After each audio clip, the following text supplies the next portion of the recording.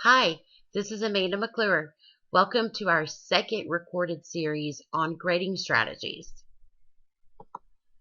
In this presentation, we will discuss assignments. Here's a few tips. Timely grading of assignments means within 5 days of the assignment's due date. Kaplan's week ends on Tuesday. This means all grading should be concluded by Sunday of the following week. Late work should be graded within 5 days of the student notifying the instructor of the late submission. Ensure that all auto-graded quizzes are set to publish grades on time. Finally, any work not submitted at the close of the unit should have a 0 in the grade book. Use the CLA, GEL, and Professional Competencies rubrics provided in the course to assess student work at the same time projects or assignments are graded. Update CLAs, GELs, PCs for all late projects as well. In addition, use turnitin.com as specified by your school. Finally, when submitting final grades, make sure your Dropbox is empty for all units and all grades and that CLAs are entered. The Show All setting is very helpful.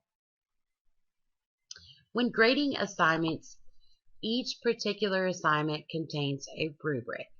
Here I'm showing you the Unit 4 assignment. It's a total of 60 points. Like the discussion and other assignments in the course such as seminars or journals, the rubric contains 5 distinct columns. The green exceeds expectations, blue exceeds some expectations, yellow meets expectations, gray below expectations, and red does not meet expectations. In essence, we have an A, B, C, D, and F here. So what you do when you grade is you will, of course, pull up the student's Dropbox, and you want to make sure that you add personalized comments. So here's an example. So you add the student's name. Start out using the sandwich method is always a great method to use, which is positive, then followed by some points that might need some work, followed by positive reinforcement. So here you'll notice things like you have a great hook here.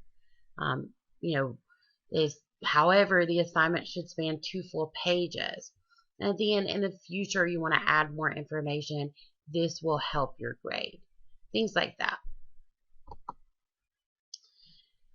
Once you have your personalized feedback, you also want to attach the document with track changes. So this is a sample assignment with the track changes. And note, I've highlighted grammar changes, APA errors, any spacing errors, any errors that you see, you will of course want to highlight within that document. At the end of the actual student document with the track changes, that's where you want to cut and paste the sample discussion rubric. So here you notice that I've highlighted the areas where the student has excelled as well as where the student did not do as well. So for example, in the sample that we just saw, the student had multiple problems with word choice and several errors in sentence structure. So you'll notice that's below expectations. However, the student did do well developing ideas with appropriate supporting information.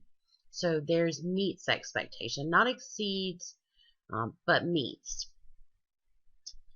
So once you add your personalized feedback, you attach your submission, and you've got your rubric at the end. Then, of course, you will return that back to students. In summation, keep in mind, always when grading, timely and substantive feedback in assignments is a must. Incorporate the sandwich method when possible, which is positive, needs improvement, and of course concludes with positive. Return all graded assignments within 5 days of submission. And be sure you place both personalized comments as well as the rubric in each student's gradebook entry. Thank you.